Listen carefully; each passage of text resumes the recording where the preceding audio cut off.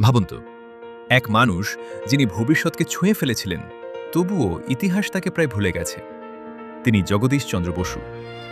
১৮৯৫ সাল কলকাতার এক ঘরে দাঁড়িয়ে তিনি দেখিয়ে দিলেন তারবিহীনভাবেও বার্তা পৌঁছে যেতে পারে দূরে দূরে। হ্যাঁ, মার্কনির আগেই। চারপাশ থেকে বলা হলো, এই আবিষ্কার পেটেন্ট করুন, আপনার নাম সারা বিশ্ব জানবে।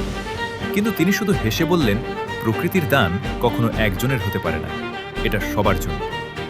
আর সেই এক সিদ্ধান্ত ধীরে ধীরে তার নামটাকে আড়ালে সরিয়ে দিল। ইতিহাস কৃতিত্ব দিল মার্কনিকে, কিন্তু বসু থামেননি। বছরের পর বছর গবেষণা চালিয়ে যান, আর তারপর তিনি প্রমাণ করলেন গাছেরও অনুভূতি আছে, তারা ব্যথা পায়, প্রতিক্রিয়া জানায়।